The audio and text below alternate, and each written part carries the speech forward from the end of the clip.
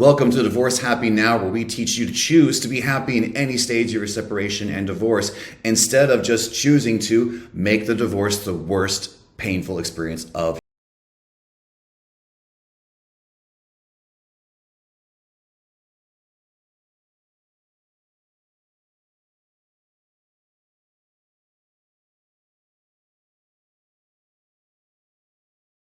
My name is Anthony Cortino, and I am a divorce, business, and law of attraction coach. I work with divorcing business owners to choose to thrive instead of simply survive.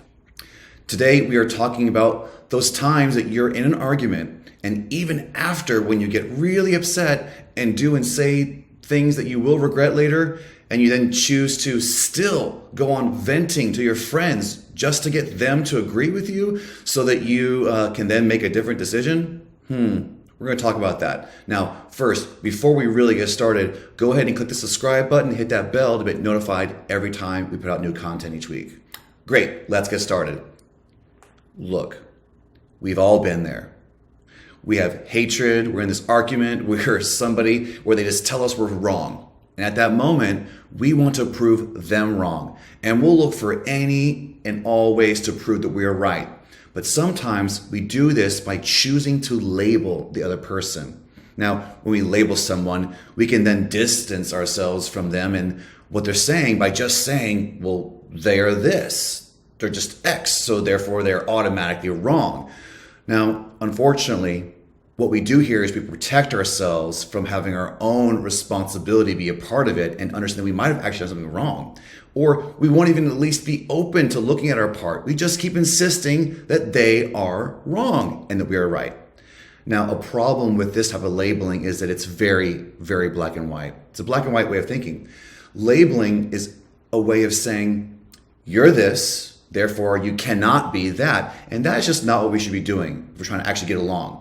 What we need to do in a conflict situation is to understand that it's not always the other person who needs to change, it's actually us. Now, in order to do that, we need to stop labeling the other person and start looking at ourselves. Why are labels so big right now? Well, because there are many terms that are being used to diagnose that are now popping up everywhere. You see, these terms are useful in making a diagnosis, but many of them have become mainstream and therefore they're now being overused. What I see with my clients is them using jargon that's used only by professionals, now quickly being used to label and discount anyone that they disagree with. This can lead to a lot of confusion. And in addition, people who want to make a point may use several of these words casually to convince their soon-to-be ex, former spouse, coworker, or parent, etc., that they are right and the other person is automatically wrong. Now, we're going to go over 3 reasons why you may want to stop calling someone toxic, narcissist, disrespectful, etc. Just so for the purposes of keeping your power where it really belongs, right here. All right, number 1. See, labeling others does not actually empower you. It gives your power away. So, you're in a conflict and you don't agree with what they say. So your red flag goes up so fast. All you care about is shutting them down because they are wrong. So you go throughout this argument and you're saying that they're toxic and they're a liar and that you're a narcissist. Look, we've all done this as a knee-jerk reaction because our mind goes into a state where it can't be open. We're in survival mode, or beta for those of you who know about brainwaves. Now, we think that this label gives us empowerment, but what actually happens energetically is you give your power away.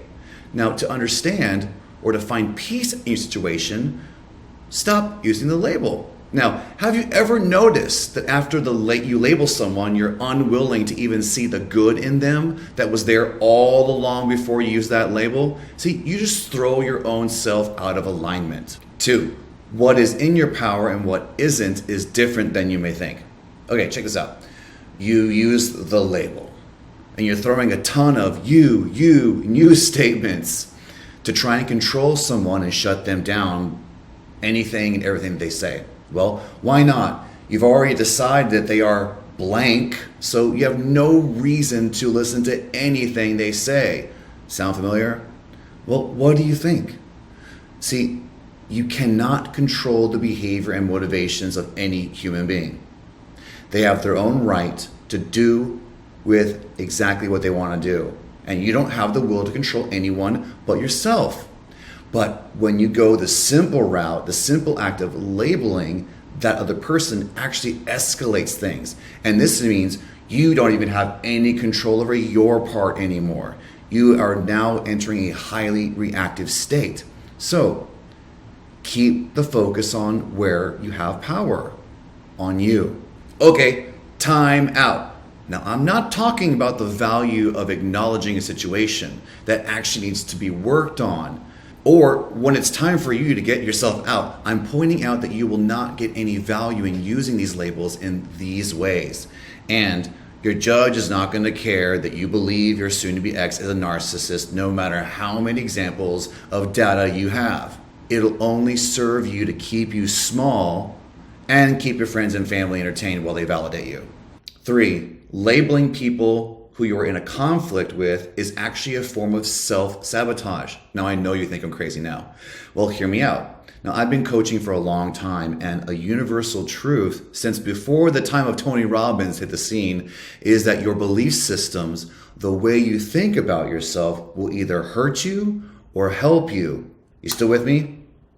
Now, if you are truly knowing who you truly are and that you feel worthy and empowered, you are not affected by people when they have a conflict with you. You don't notice it as big as a deal, or you don't even see it because your inner being is not affected at all. You don't have the argument. Now, when you fight back, you're feeding into your own belief about yourself. The part of you that does not feel worthy, or that piece of shame that you have not yet dealt with, so it's still active within you. And by observing it in another and then raging against it, you're actually hurting yourself. Just think about it. Now, what are your thoughts? Do you see that you can be happy even during your time of crisis? We want to hear from you. Okay, in conclusion, hey, this is not always easy. We all do what we are patterned to do by default unconsciously. But if you do the moment-to-moment work to choose to be happy no matter what, and then remove all the labels from yourself and others, you can then focus on your own triggers and how you can grow from every situation. Look, this can be an empowering event for everyone involved and actually support more of the accountability you're wanting from their behavior. That which you resist persists. Okay, well, we'll see you next time here on Divorce Happy Now, when we will dive into how you change the script in your life to be happy right now without waiting any longer, and how to put that into practice as soon as tomorrow morning. Cheers.